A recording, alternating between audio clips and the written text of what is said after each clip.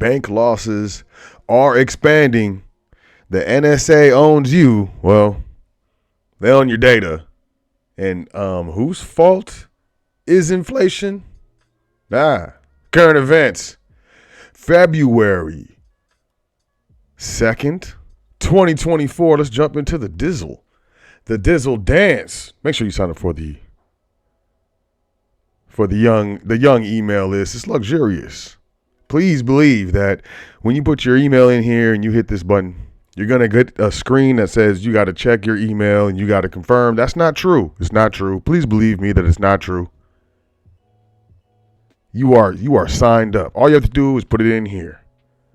But we appreciate everyone signing up for the email list. Everyone that is checking out current events. My name is Sot L, Seeker of Truth L, Speaker of Truth L. Let's jump into the dance. Don't do it. Don't blame the Fed for high mortgage rates. This is Zillow chief economist, the real culprit, and his predictions for 2024.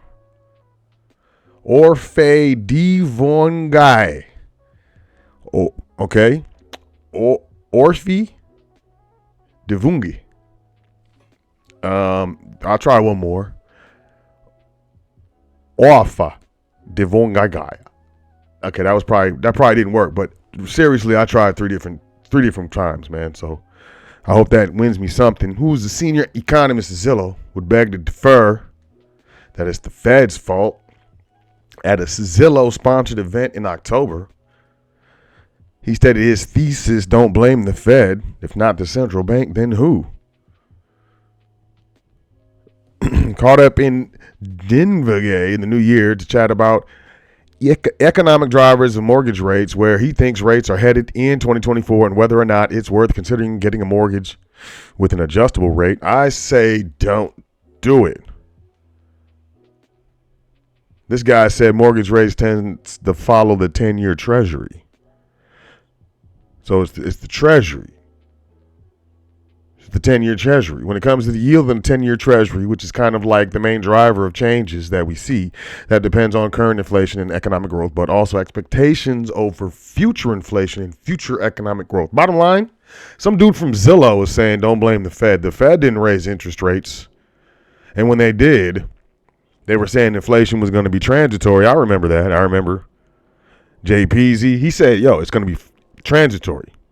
We maintain our position that inflation will be transitory and will move in and out of the U.S. economy.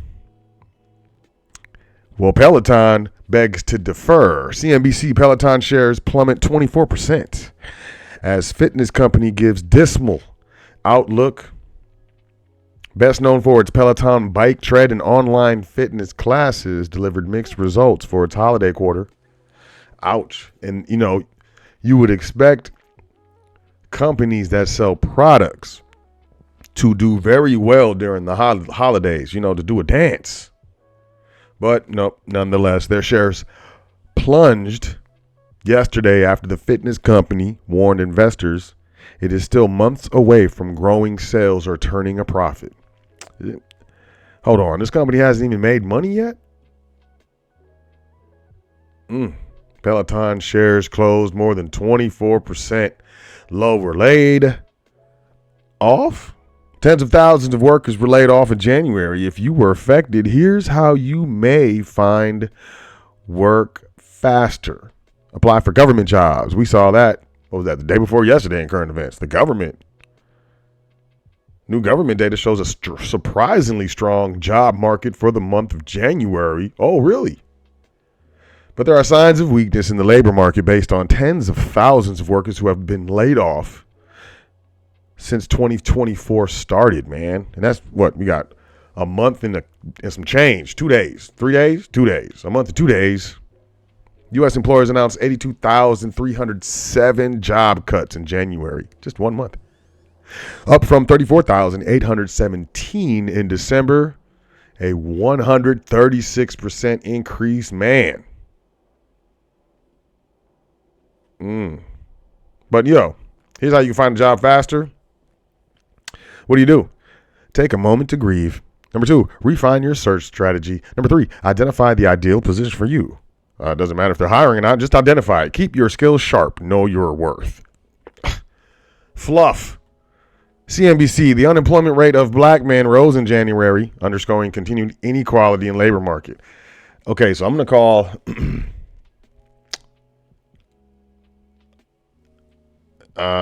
by comparison, white men saw a jobless rate of 3.3%. So they're saying white men had a jobless rate of 3.3%. Black men had a jobless rate of 4.6%. I'm just going to say, why does it matter? 3.3 plus 4.6. What does that equal? 7.9. Accumulative. And that's how I'm choosing to look at it. U.S. labor market sizzles with a big job in wage gains. Hold on. We just what? U.S. job. What is it? Are people getting laid off? Are their jobs? What's happening? U.S. job growth surged in January and wages increased by most in nearly 2 years. What? Didn't they just say people were laid off? See? And this isn't, I'm kind of, just getting there. I'm just getting there. So let's move forward. U.S. regional bank stocks steady after a brutal sell-off. And this is the thing. Smaller banks are getting tore up right now. Tore up. And you just keep watching for more mergers. Keep watching for more acquisitions. There may be a time when there's only 4 banks left in the United States. Wouldn't that be crazy? That'd be just crazy. U.S. regional bank stocks recovered slightly from brutal 2-day sell-off sparked by investor concerns. The New York Community Bank Corp's dismal earnings signaled broader problems for the sector. Man, we have broader problems for the sector. Banks are being rocked again as real estate losses mount. CNN Business, I'm following a trend here. Nearly a year on from a banking crisis that led to the collapse of 3 U.S. regional lenders and the emergency takeover of Credit Suisse in Europe. A fresh chill is running through banks as far apart as New York, Tokyo, and Zurich. Common of all of them, mounting losses on lending to the troubled commercial property sectors. On Wednesday, shares in the New York Community Bank Corp plunged 38% after it reported a $252 million lost quarter, man. For one quarter, they lost that much in one quarter. The regional lender set aside $552 million in the fourth quarter to absorb loan losses, up from $62 million in the previous quarter.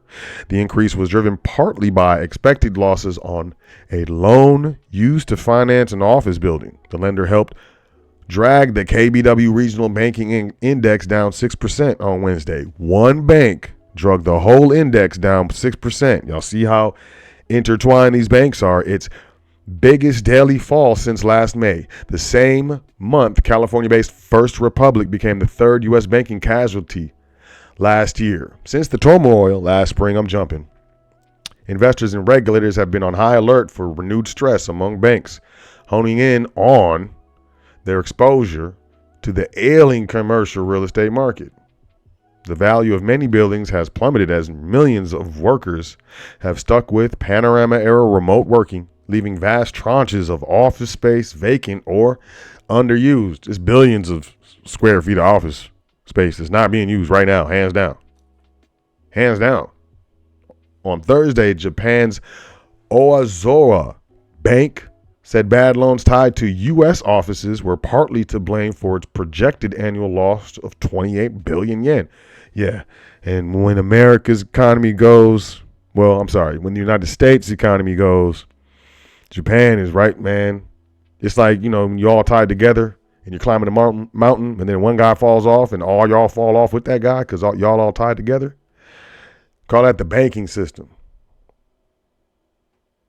The bank said it would take another year or two to further stabilize as more people return to work in person and as Federal Reserve moves from hiking interest rates to cutting them. And then they were like, nah, we're staying here this week. The Fed is not cutting any rates, and they said not anytime soon. Watch out for the banks, y'all, especially like the regional banks. These market signals suggest recession fears are not gone. And then they'll be like, oh, there's not going to be no recession. It's going to be a soft landing. Stock just logged a strong first month, 2024. Under the surface, Wall Street isn't so cheery.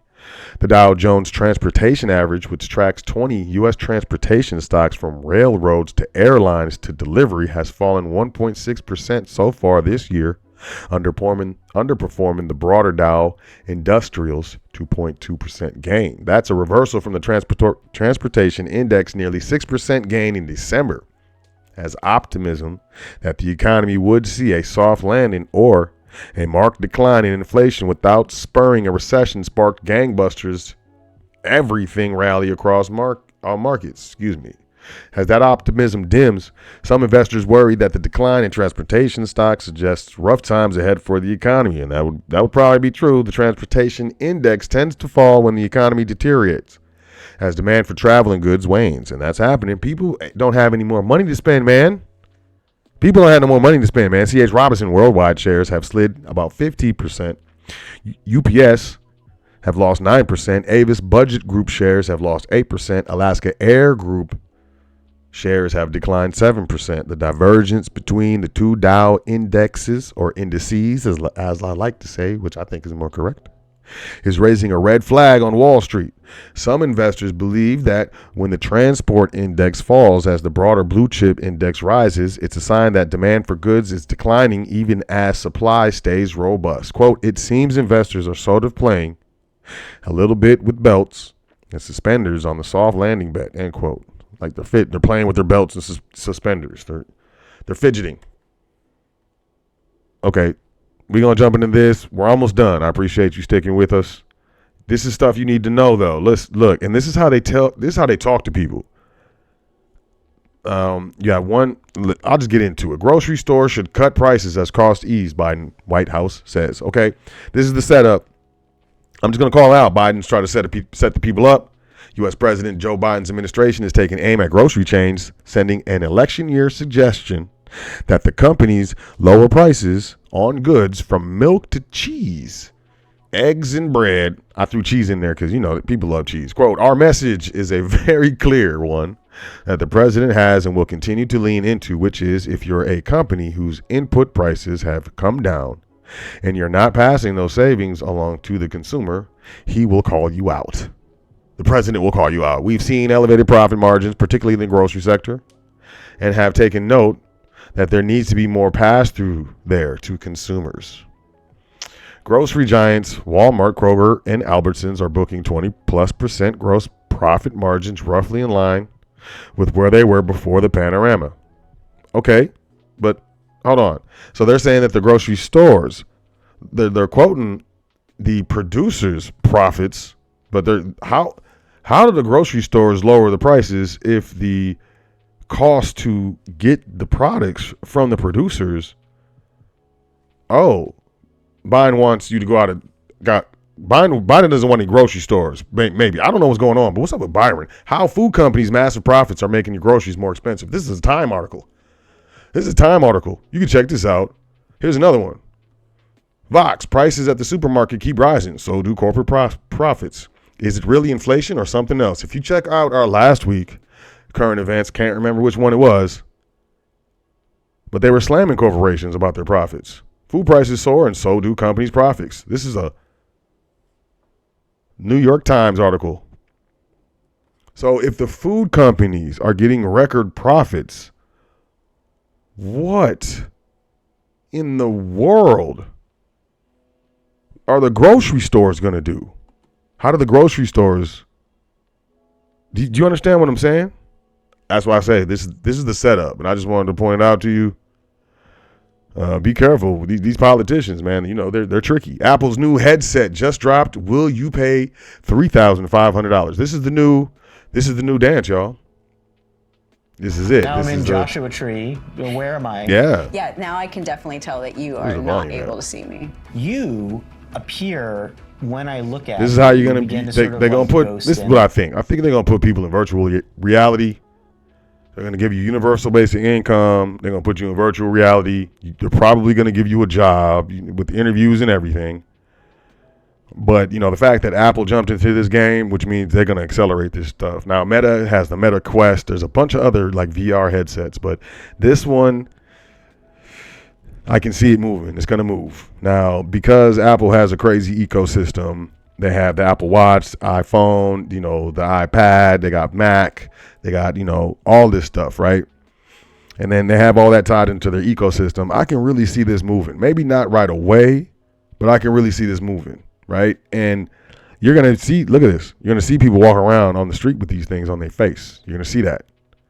And, they're making this guy, the left side right here, this is the avatar that Apple makes by scanning your face with the headset, right?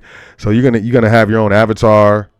Just think of that movie Ready Player One. If you ever seen that, you should check it out. If you have not, I mean, here we go. And then you have Meta, who's investing heavily into the metaverse. You understand? There's a lot of stuff going on simultaneously. You got to connect the dots, right? Please connect the dots. But start a business, man. If you're depending on these other businesses, all these layoffs and stuff, they're saying there's jobs, but there's not jobs. I suggest you start a business. Anyways, the NSA owns you. Well, CNN Business, the NSA buys Americans' internet data. Newly released documents show. The National Security Agency has been buying Americans' web browsing data from commercial data brokers without warrants. Intelligent officials disclosed in documents made public by a U.S. senator. This is a couple days ago, man. I might have said something about this before, but even if I did, please pay attention to what's going on. They know a lot. And they also know gold demand hit record highs in 2023. Now, I think from what I understand, gold has beat the stock market for the last 8 years. I could be wrong because I could be crazy. Who knows? But, Costco selling gold, that was a big dance. Gold demand hit record highs in 2023 on the back of persistent geopolitical tensions and continued weakness in the Chinese economy, the World Gold Council said. Yeah, okay.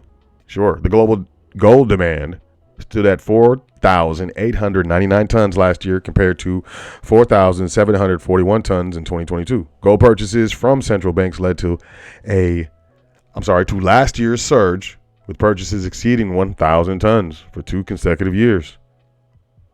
Something to be paying attention to. I suggest you grab some gold and silver. I would. I do. Learn how to grow some herbs, Learn how to grow. Just do as much as you can to reduce your dependency on, these commercial systems. Let's just put it like that.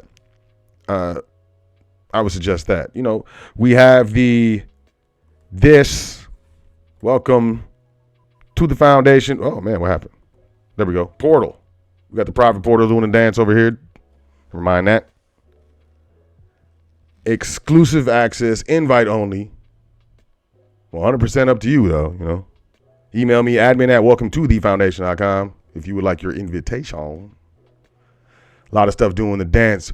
We are doing pretty well now with this How to Start a Business. It's luxurious. $20, start your business. I suggest you start your business. You more than likely, as the business owner, will not lay yourself off. There's job security in having your own business. We have the limited edition silver tier trustee training. It's unfortunate, but this silver tier will come to an end very soon. Probably run it to the end of this month because it's February. But then after that, it's history. No pun intended. So, link in the description if you want to sign up for the trustee training. If you want to get your hands on the How to Start a Business course. Also, we have the Foundation magazine. We're doing the cybersecurity dance. The NSA is buying all of your information. If there's no information for the NSA to buy of yours, then they can't buy your information. We are on volume 2. It's actually shipping next week, volume 2. For all of you who are subscribers, we have a digital subscription. We have a print edition subscription, completely up to you. Link in the description. And hey, I just want to say I appreciate you checking out the current events. It's a luxurious dance. I record this live, so, never mind my mistakies. I appreciate y'all. Y'all have a great day. Enjoy your weekend. Make sure you say 10 things that you're thankful for before you go to sleep tonight and every night. It's very important, absolutely important. And I'll catch y'all next week on current events and the foundation episode. Peace.